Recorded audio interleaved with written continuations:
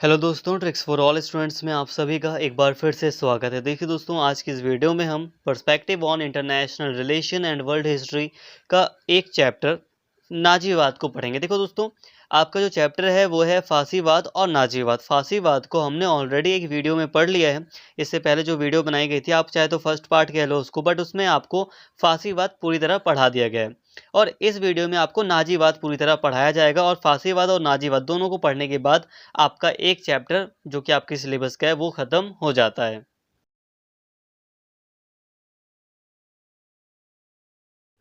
तो चलिए दोस्तों, बिना देरी किए हुए नाजीवाद की विचारधारा को अच्छे से समझ लेते हैं। यहाँ जितनी भी बातें की जाएंगी वो आपके सिलेबस के अकॉर्डिंग की जाएंगी। तो यहाँ पे नाजीवाद की विचारधारा में हमें थ्योरी को नहीं पढ़ना है। हकीकत में देखो, नाजीवाद की विचारधारा जर्मनी में पैदा हुई थी और हिटलर इसका एक प्रमुख था।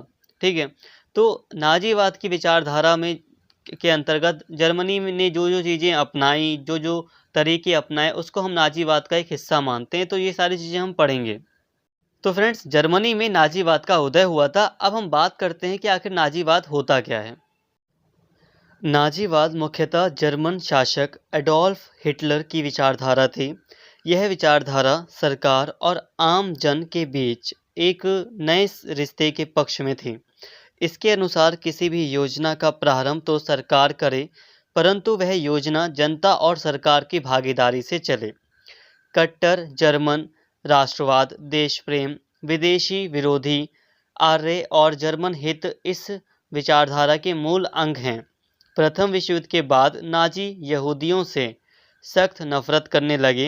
ये यूरोप तथा जर्मनी में हर बुराई के लिए यहूदियों को ही दोषी मानते थे। तो देखिए दोस्तों, नाजीवादी जो विचारधारा थी वो एक तानाशाही विचारधारा थी, जो कि जिसमें जो जर्मन जो तानाशाह थे, हिटलर, जो जर्मन तानाशाह अडोल्फ हिटलर था, उसकी जो विचार थे वो मुख्य रूप से इसमें मिले हुए थे। इसमें नाजीवादी विचारधारा में जो आर्य जाति है उसको मतलब श्रेष्ठ माना गया और जो दूसरी जाति है उनको निम्न माना गया। स्पेशली जो यहूदी थे उनको बहुत ज़्यादा निम्न माना गया था, उनसे नफरत करने की बात की गई थी।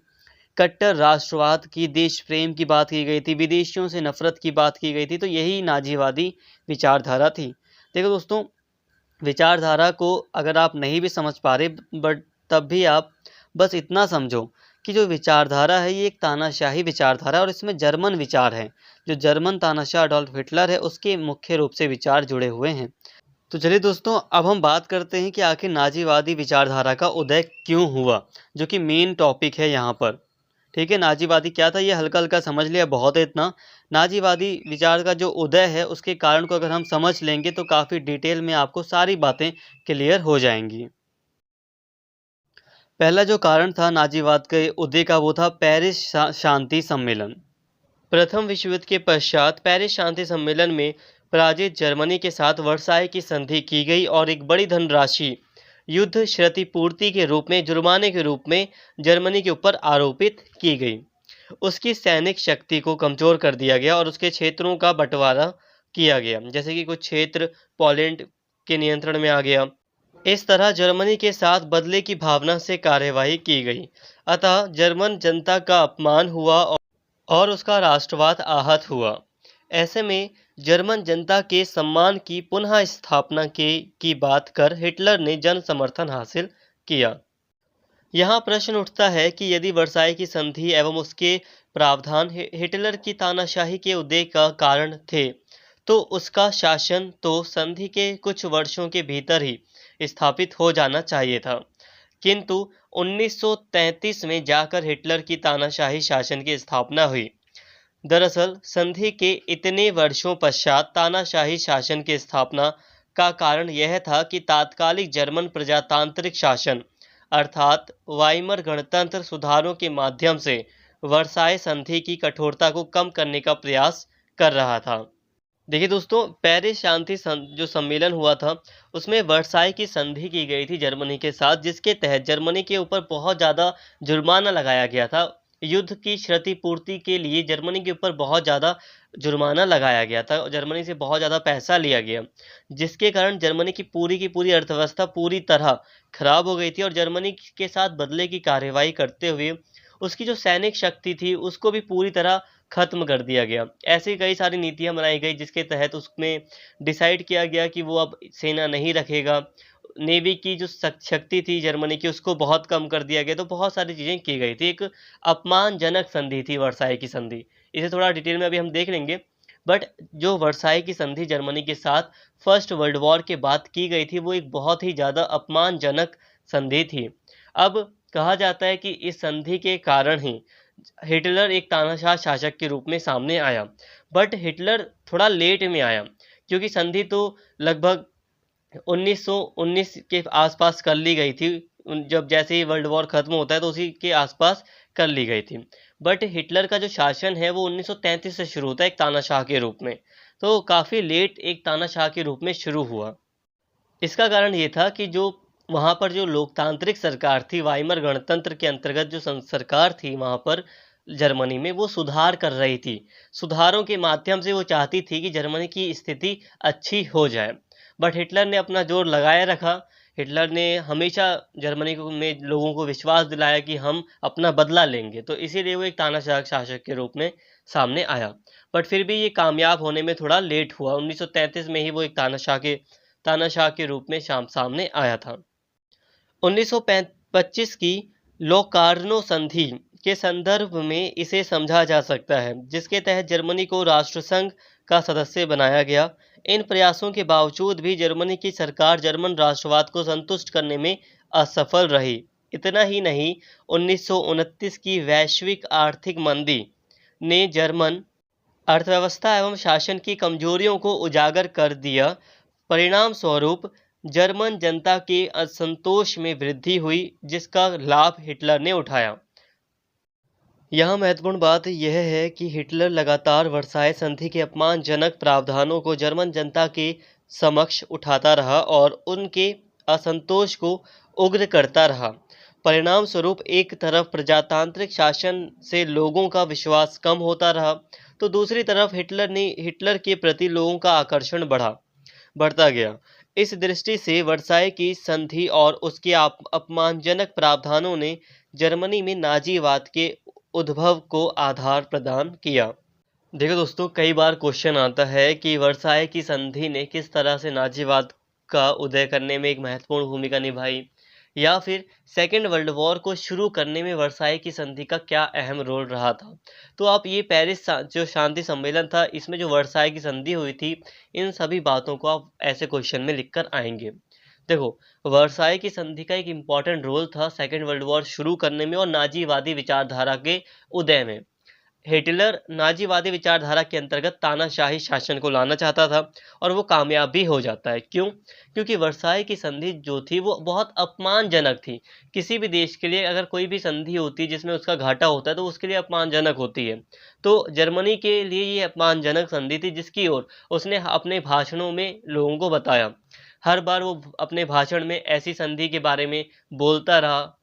देश में जो अव्यवस्था फैली हुई थी, देश में जो आर्थिक रूप से कमजोरी आ चुकी थी, उसके लिए इसने संधि को जिम्मेदार ठहराया। इसके अलावा लोगों को ऐसा विश्वास दिलाया हिटलर ने कि हम जर्मनी को एक बहुत ही विकसित राष्ट्र बनाएंगे, साथ ही हम पूरे यूरोप में अपने सम्मान को वापस से प्राप्त करेंगे। मतलब कहने का है कि जर्मनी के लोग जो सुनना चाहते थे, हिटलर ने वो बातें कही, लोगों को पसंद आया। इसे कुछ ऐसे समझ लो। देखो दोस्तों, अगर हम भारतीय हैं तो हमारे अंदर भारतीय राष्ट्रवाद है। अगर भारत के ऊपर चाइना आक्रमण करता है या पाकिस्तान आक्रमण करता है तो हमारे अंदर यही होता है कि बदले का मतलब कि अगर हमारा नुकसान हुआ है तो हमें उसकी भरपाई चाहिए। तो बात यही है, जर्मनी का नुकसान हुआ था फर्स्ट वर्ल्ड वॉर में, बहुत ज़्यादा जर्मनी की बहुत ज़्यादा बेइज्जती हुई थी। हिटलर ने उस इज्जत को वापस लाने के लिए, उस अपमानजनक संधि को पूरी तरह खत्म करने के लिए और यूरोप में अपनी शक्ति को, जर्मनी की शक्ति को बढ़ाने का वादा कर हिटलर ने सत्ता हासिल की और नाजीवादी विचारधारा को बढ़ाया या उसका उदय किया। तो एक कारण हमने पढ़ लिया कि नाजीवाद के उदय का एक कारण था पेरिस शांति सम्मेलन, या फिर उसे आप कह सकते हो वर्साई की संधि। अब आप बात करते हैं दूसरे कारण की। तो दूसरा कारण था आर्थिक मंदी। प्रथम विश्व युद्ध के पश्चात एक तरफ जर्मनी से उसके समृद्ध क्षेत्र ले लिए गए, तो दूसरी तरफ उस पर युद्ध क्षतिपूर्ति की रकम भी आरोपित की गई। फलतः जर्मन अर्थव्यवस्था कमजोर हुई, जहां उत्पादन में कमी मूल्य वृद्धि एवं बेरोजगारी में वृद्धि जैसी समस्याएं मौजूद थी। 1929 की वैश्विक आर्थिक मंदी ने इन समस्याओं को और भी गंभीर बना दिया। जर्मनी में मौजूद प्रजातांत्रिक सरकार इन समस्याओं का समाधान करने में असफल रही। हिटलर ने इस आर्थिक कमजोरी को दूर करने की बात करके जन समर्थन हासिल किया। तो देखिए दोस्तों, साफ है नाजीवादी विचारधारा का एक उदय का एक जो कारण है वो ये भी है कि आर्थिक मंदी आई थी। अब जर्मनी की हालत पहले से ही खराब थी। जर्मनी ने जो वर्साई की संधि की थी वो, और फर्स्ट वर्ल्ड वॉर में लड़ाई के दौरान इतनी ज़्यादा अर्थव्यवस्था खराब हो गई थी वो, तो ये तो इसने तो आर्थिक व्यवस्था को पूरी तरह खराब करके रखा ही था। बट 1929 में जो आर्थिक मंदी आती है पूरे विश्व में, उससे अर्थव्यवस्था और भी ज़्यादा खराब हो जाती है और जो लोकतांत्रिक सरकार होती है वो कुछ कर नहीं पाती। वो सही चीज़ें मतलब जनता को संतुष्ट नहीं कर पाती, तो जनता हिटलर की तरफ आकर्षित होती है। इसके साथ ही एक कारण है साम्यवाद के प्रसार का भय। हिटलर ने जर्मनी में साम्यवाद के प्रसार का भय दिखलाकर जर्मन पूंजीपतियों एवं राष्ट्रवादियों का समर्थन हासिल किया। वस्तुत रूसी साम्यवादी क्रांति की सफलता से प्रेरित होकर जर्मनी में भी साम्यवादी दल बने, जिन्होंने निजी संपत्ति की अवधारणा को समाप्त करने तथा उत्पादन के साधन एवं वितरण पर राज्य का यानी कि सरकार का नियंत्रण स्थापित करने की बात की। इससे संपत्तिशाली वर्गों में भय पैदा हुआ और हिटलर ने साम्यवाद का विरोध कर इन वर्गों का समर्थन हासिल किया। तो दूसरी तरफ जर्मनी के रूसी साम्यवाद के निर्देशन एवं नियंत्रण का भय दिखाकर जर्मन राष्ट्रवादी भावना को अपने पक्ष में किया। देखिए दोस्तों, जैसे मुसोलिनी ने फांसीवादी विचारधारा इटली में फैलाई थी, वैसे ही नाजीवादी विचारधारा को हिटलर ने भी फैलाया। देखो, साम्यवाद का भय दिखाया। अब साम्यवाद जानते ही हैं, जिसमें अमीर और गरीब दोनों ही वर्गों को समान करने का प्रयास किया जाता है। सारी चीज़ें सरकार अपने हाथ में ले लेती है और जो बड़े बड़े अमीर लोग होते हैं उनकी संपत्ति को छीन लेती है सरकार, और नियंत्रण जो होता है सरकार का कंट्रोल वो बहुत ज़्यादा होता है, तो लोगों की स्वतंत्रता कम होती है।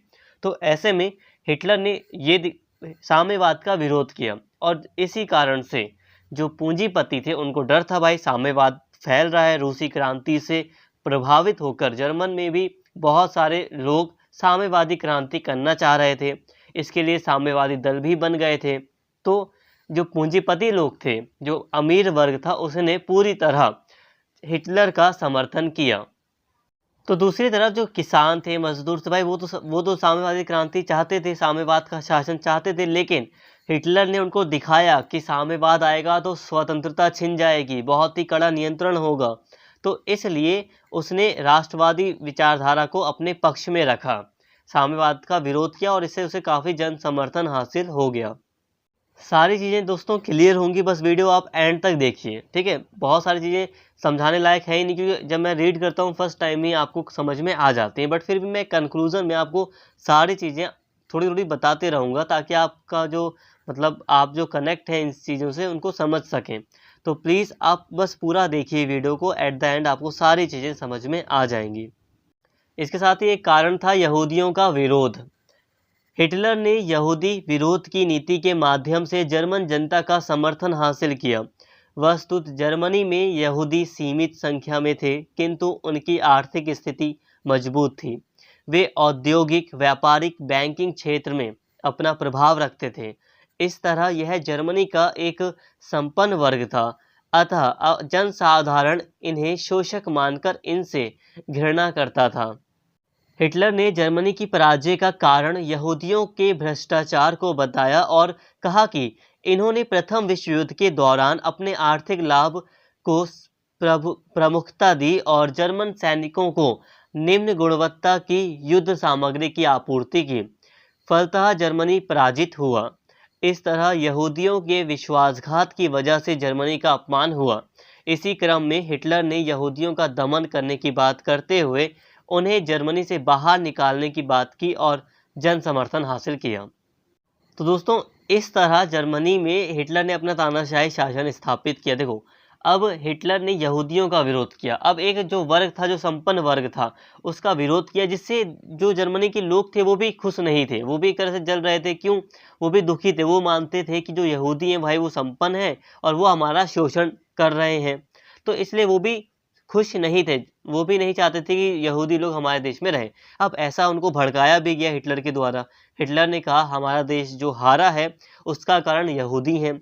इसके साथ ही और भी कई तरह के आरोप लगाए, भ्रष्टाचार वगैरह के आरोप लगाए, और उसने कहा कि हम अगर सत्ता में आते हैं तो हिटलर को हम पूरी तरह हटा देंगे। हिटलर ने ऐसा कहा, तो जनता का जन समर्थन उसे मिला। दोस्तों यहाँ पर आप दो बातें ध्यान दीजिए। देखो, एक बात ये कि यहाँ पर हम बात कर रहे हैं कि नाजीवाद का उदय किस प्रकार से हुआ, आखिर उसके क्या कारण थे। बट हम साथ में यहाँ पर पढ़ रहे हैं कि हिटलर ने जन समर्थन कैसे हासिल किया और हिटलर ने एक तानाशाह के रूप में अपना शासन कैसे स्थापित किया। तो देखो दोस्तों, यहाँ पर कंफ्यूज मत हो। देखो, हिटलर का जब शासन स्थापित हो जाता है तभी तो नाजीवादी विचारधारा का उदय होता है। नाजीवादी जो विचार होते हैं हिटलर के, वो पूरी तरह अस्तित्व में आते हैं। तो इसी वजह से जब हम पढ़ रहे हैं कि नाजीवाद का उदय किस तरह से हुआ, आखिर उसके क्या कारण थे, तो हम इसमें पढ़ रहे हैं कि जो वहाँ की जनता थी उसमें असंतोष भरा हुआ था और हिटलर ने जनता को ऐसा विश्वास दिलाया या बहुत सारी चीज़ें की जिससे कि जनता का उसको जन समर्थन मिल सके। तो दोस्तों यहाँ पर एक नाजीवाद के उदय का एक कारण ये भी है, वाइमर गणतंत्र के प्रति असंतोष। जर्मनी में प्रथम विश्व युद्ध के दौरान ही गणतंत्रात्मक शासन प्रणाली स्थापित हुई और इस वाइमर गणतंत्र ने वर्साई की अपमानजनक संधि पर हस्ताक्षर किया। इसलिए आरंभ से ही जर्मन जनता इसे अपमान के प्रतीक के रूप में देखती थी। तो दूसरी तरफ आर्थिक सामाजिक समस्याओं का समाधान करने में यह गणतंत्र विफल रहा। इसी क्रम में हिटलर ने वाइमर गणतंत्र के प्रति घृणा का भाव प्रसारित कर जन समर्थन हासिल किया। अब जर्मनी में जो गणतंत्रात्मक यानी कि लोकतांत्रिक सरकार जो बनी थी प्रथम विश्व युद्ध के दौरान, अब उसने जब फर्स्ट वर्ल्ड वॉर खत्म होता है तो वर्साई की संधि पर वो हस्ताक्षर कर देती है, साइन कर देती है जर्मनी की तरफ से। तो इससे जो जर्मनी की जनता होती है वो नाखुश हो जाती है गणतंत्र से। इसके अलावा जो समस्याएं पैदा हुई होती हैं प्रथम विश्व युद्ध के कारण, उनको हल करने में भी जर्मनी की सरकार पूरी तरह असफल रहती है, जिस वजह से जो जर्मनी के लोग होते हैं वो इस गणतंत्र से घृणा करना शुरू कर देते हैं और हिटलर उनको उकसाता है कि ये वाइमर गणतंत्र जो है ये जर्मनी के लिए सही नहीं है। तो ऐसा करके हिटलर जन समर्थन हासिल करता है। तो दोस्तों यहाँ तक हमने जाना कि आखिर नाजीवादी विचारधारा का उदय किस प्रकार से हुआ था। बट याद रखिए यहाँ पर हमने बहुत सारी चीज़ें हिटलर के कॉन्टेक्स्ट में बात की कि आखिर हिटलर को जन समर्थन कैसे मिला। तो कंफ्यूज मत होइए, यहाँ पर ये जो जितने भी जो कारण हैं वो दोनों के लिए सही हैं। यहाँ पर हिटलर को जन समर्थन मिलने का मतलब ही यही था कि नाजीवादी विचारधारा प्रमुख हो रही थी। जो नाजीवादी विचारधारा थी वो तानाशाही विचारधारा थी, जिसने कि जो ये सभी जो कारण थे, इन सभी कारणों ने नाजीवादी विचारधारा को बढ़ावा दिया। लोगों में अपने राष्ट्रवाद के लिए मतलब इच्छा थी, वो अपने राष्ट्र को बढ़ाना चाहते थे, विकसित बनाना चाहते थे, विश्व शक्ति बनाना चाहते थे। यूरोप में जो देश थे जैसे कि ब्रिटेन, फ्रांस, इनसे अपना बदला लेना चाहते थे। तो इन सभी वजहों से नाजीवादी विचारधारा को जर्मनी में बल मिला और इसका वहाँ पर उदय हुआ।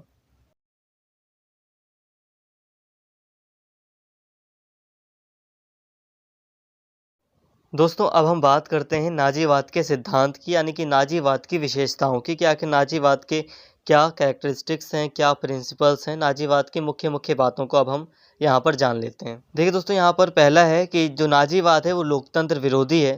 देखो, नाजीवाद लोकतंत्र का पूरी तरह विरोध करता है। नाजीवाद लोकतंत्र को भीड़ तंत्र के रूप में मानता है। इसका मानना है कि लोकतंत्र में जो अमीर वर्ग होता है वो आगे बढ़ता जाता है और जो गरीब वर्ग होता है वो पिछड़ जाता है। इसको हमने फासीवाद में भी पढ़ा था। तो इसी तरह नाजीवाद भी फासीवाद की तरह लोकतंत्र का विरोध करता है। इसके साथ ही नाजीवाद शांति का विरोधी है। नाजीवाद जो है वो शांति का विरोध करता है। वो कहता है कि युद्ध होना स्वाभाविक है और युद्ध करके ही राष्ट्र अपने आप को और भी ज़्यादा शक्तिशाली बना सकते हैं, अपना विस्तार कर सकते हैं। तो कुल मिलाकर कहा जाए तो नाजीवाद युद्ध का समर्थन करता है और शांति का विरोध करता है। इसके अलावा साम्यवाद का विरोध। नाजीवाद साम्यवाद का विरोधी है। नाजीवाद साम्यवाद का पूरी तरह विरोध करता है। इसके अलावा नाजीवाद का एक सिद्धांत या एक विशेषता है कि ये बुद्धिवाद का भी विरोधी है। बुद्धिवाद यानी कि जो चिंतक होते हैं, जो विचारक होते हैं, अपने विचार व्यक्त करते हैं। बहुत सारे जो पत्रिकाएँ होती हैं जिसमें लेखकों के विचार वगैरह प्रकाशित होते हैं, तो ये उसका विरोध करता है। ये कहता है कि राज्य जो भी कहे, उसका आँख बंद करके अनुसरण करना चाहिए, उसका पालन करना चाहिए और राज्य की बात अपने आप में सर्वोच्च है और राज्य का कोई विरोध नहीं कर सकता। तो ये बुद्धिवाद का विरोध करता है और ये कहता है कि ऐसा कोई भी लेख नहीं लिखना चाहिए, जिससे कि राज्य के ऊपर खतरा हो या राज्य की अखंडता को या राज्य के लिए बुराई की गई हो। तो ऐसा कोई भी लेख नहीं लिखना चाहिए, तो उस पर ये प्रतिबंध लगाता है। देखो दोस्तों, यहाँ पर मैंने लोकतंत्र, शांति और साम्यवाद और बुद्धिवाद, ये जो इन सभी का जो विरोधी है नाजीवाद, ये जो विशेषताएँ हैं नाजीवाद की, इसको बहुत ज़्यादा डिटेल में इसलिए नहीं पढ़ा रहा हूँ क्योंकि फासीवाद में हमने पढ़ा था कि फासीवाद किस तरह से लोकतंत्र विरोधी है, शांति विरोधी है, साम्यवाद विरोधी है, बुद्धिवाद विरोधी है। तो वहाँ पर हमने डिटेल में इसको पढ़ा था। तो वही वाली चीज़ आप यहाँ भी बना के लिख देंगे, बिल्कुल सही जाएँगी। बट फिर भी मैंने हल्का-हल्का यहाँ पर आपको समझा दिया। इसके अलावा नाजीवाद का एक सिद्धांत रहा है अखिल जर्मन साम्राज्य के निर्माण का सिद्धांत, जो कि फासीवाद से अलग है, इसलिए थोड़ा डिटेल में इसको समझते हैं। देखो, नाजीवाद की एक विशेषता है कि अखिल जर्मन साम्राज्य के निर्माण, ये एक बहुत बड़ा जर्मन साम्राज्य स्थापित करना चाहती थी नाजीवाद की विचारधारा। हिटलर ने कहा कि जर्मनी की सीमाएं संयोग का फल हैं जिन्हें मानव ने बनाया है और इसे मानव ही परिवर्तित करेगा। जर्मनी के खोए हुए प्रदेशों की प्राप्ति स्वतंत्रता आंदोलन है, इसलिए जर्मनी अपने खोए हुए प्रदेशों की प्राप्ति अवश्य करेगा। उसने कहा कि बढ़ती हुई जर्मनी आबादी के बसाव के लिए विस्तार आवश्यक है, इसलिए जहां कहीं जर्मन भाषा या भाषी रह रहे हैं, उन सभी क्षेत्रों को मिलाकर एक अखिल साम्राज्य का निर्माण किया जाएगा। इस तरह हिटलर ने विस्तारवादी नीति की घोषणा की। तो इस तरह आप दोस्तों यहाँ पर कह भी सकते हो कि नाजीवाद की एक विशेषता है कि वो विस्तारवाद का समर्थन करता है। तो नाजीवाद का एक सिद्धांत रहा था कि वो एक अखिल जर्मन साम्राज्य स्थापित करना चाहता था। इसके अलावा नाजीवाद का एक सिद्धांत या एक विशेषता रही है शुद्ध आर्य नस्ल या प्रजातीय शुद्धता का सिद्धांत। दोस्तों, आपने हिटलर के फ्लैग में देखा होगा एक स्वास्तिक का निशान बना रहता है, तो वो निशान जो है वो आर्यों का निशान कहा जाता है। ठीक है, तो वो आर्यों का निशान बहुत जगह पर पाया जाता है। तो आर्य जाति को हिटलर ने सब सर्वोच्च कहा था। अब भारत में भी आर्य कौन है, वैसे आर्य हैं भारत में भी, बट आर्य कौन है कौन नहीं, इसको लेकर काफ़ी थोड़ा विवाद रहता है। बाकी मेन जो बहस रहती है वो है कि आर्य कहाँ से आए थे, आर्य के मतलब भारत में कहाँ से आए थे, तो इसको लेकर डिबेट है। तो अभी आप उस डिबेट को ध्यान में मत रखो कि भारत में आर्य कौन है या कहाँ से आए थे। यहाँ हम अभी जर्मनी की बात कर रहे हैं और जर्मनी में जो नाजीवादी सिद्धांत था वो आर्यों की बात करता था कि जो शुद्ध आर्य हैं, जो आर्य हैं उनको अपना चरित्र वगैरह शुद्ध करना चाहिए। हिटलर ने कहा कि जर्मन जनता श्रेष्ठ नस्ल है, यह शुद्ध आर्य जाति है। मानव संस्कृति के प्रगति का आधार आर्यों ने तैयार किया है, अतः इसे अन्य प्रजातियों पर शासन करने का अधिकार है। इस तरह हिटलर ने आर्यों को शासक जाति का बताया। इसी क्रम में हिटलर ने विभिन्न क्षेत्रों पर अपना शासन स्थापित करने की बात की और यहूदियों को अनार्य बताते हुए उनके दमन की बात कही। तो यहूदियों को इसने कहा कि वो आर्य नहीं और उनके दमन की बात इसने की थी। तो हिटलर ने जो जर्मन जनता है जो जर्मन जनता की जो नस्ल थी उसको श्रेष्ठ बताया था और कहा था कि हमें अधिकार है कि हम दूसरे क्षेत्रों को गुलाम बनाएं। तो ये जो विचार था नाजीवाद का एक प्रमुख विशेषता है या नाजीवाद की एक प्रमुख सिद्धांत है। इसके अलावा नाजीवाद की एक विशेषता या नाजीवाद का एक सिद्धांत है कि रक्त एवं मिट्टी का सिद्धांत। हिटलर ने किसानों के प्रति सकारात्मक दृष्टिकोण अपनाते हुए रक्त एवं मिट्टी का सिद्धांत प्रस्तुत किया। उसने कहा कि किसान जर्मन प्रजाति के महान प्रतिनिधि हैं। वस्तुत कृषकों को इस तरह महत्व देने के पीछे उसका उद्देश्य सैन्यवाद को बढ़ावा देना था, क्योंकि कृषक समाज में जन्म दर ऊंची थी, अतः इस वर्ग से सैनिक आवश्यकताओं की पूर्ति करने पर बल दिया गया और इस माध्यम से विशाल सैन्य संगठन का निर्माण किया गया। देखो दोस्तों, नाज़ीवाद का एक विशेषता रही है नाज़ीवाद के सिद्धांत की कि उसमें रक्त और मिट्टी का सिद्धांत शामिल है। इसका मतलब है कि जो किसान है उसको बहुत ज़्यादा महत्व दिया जाता है कि जो किसान है वो किसी भी देश के लिए बहुत मतलब उनका जो दर्जा है वो बहुत ऊँचा है। ऐसा कहकर हिटलर ने किसानों को अपनी तरफ आकर्षित किया और हिटलर चाहता था कि जो किसान वर्ग है उसमें जन्म दर ज़्यादा थी, मतलब ज़्यादा लोगों का जन्म हो रहा था तो जनसंख्या ज़्यादा थी। तो वहाँ से अधिक सैनिक पैदा हो सके, यानी कि सेना में भर्ती की जा सके। तो इसलिए उसने किसानों को अपनी ओर आकर्षित किया, इस सिद्धांत के माध्यम से। तो दोस्तों, यहाँ पर हमने नाज़ीवाद के उदय के कारण भी देख लिए, नाज़ीवाद क्या था उसकी विशेषताओं को भी समझ लिया। यहाँ पर थोड़ी-सी बात करते हैं कि हिटलर की विदेश नीति कैसी थी। देखो दोस्तों, जो हिटलर की विदेश नीति थी उसके निम्न उद्देश्य थे। अखिल जर्मन साम्राज्य का निर्माण करना, वर्साई संधि प्रावधानों को तोड़ना और साम्यवाद के प्रसार को रोकना। मतलब जो साम्यवाद कम्युनिज्म फैल रहा था उसको रोकना। देखो दोस्तों, बहुत आसान है। हिटलर ने वही सारी नीतियां फॉलो की जो नाजीवाद की विशेषताएं थीं। बिल्कुल सिंपल, अगर आपको हिटलर से रिलेटेड कुछ भी क्वेश्चन आए तो नाजीवाद की जो भी विशेषताएं थी, जो सिद्धांत थे, वही हिटलर की नीति थी। हिटलर ने जो शासन किया उसमें नाजीवाद की सारी विशेषताओं को उसने लिया। तो दोस्तों, आज की इस वीडियो को हम यहीं पर स्टॉप करते हैं, और क्योंकि टाइम भी कम है तो बहुत ज़्यादा लंबा लेंथी चैप्टर को ना खींचते हुए तो यहीं पर वीडियो को स्टॉप करते हैं। और इसी के तहत आपका जो चैप्टर था, इस वीडियो के बाद आपका जो चैप्टर था फासीवाद और नाजीवाद का, वो ख़त्म होता है। तो पॉइंट टू पॉइंट आपको वो दोनों ही चैप्टर अच्छे से पढ़ा दिए गए हैं। आई होप आपको दोनों ही चैप्टर्स समझ में आ गए होंगे। अगर आपको कोई भी कन्फ्यूज़न है तो प्लीज़ एक बार वीडियो को दोबारा से देखिए, थोड़ा-थोड़ा करके देखेंगे तो आपको समझ में आसानी से आ जाएगा। तो अगर आपको वीडियो अच्छी लगी हो तो प्लीज़ चैनल को सब्सक्राइब कर लें और इस वीडियो को ज़्यादा से ज़्यादा शेयर करें और लाइक करें। Thank you.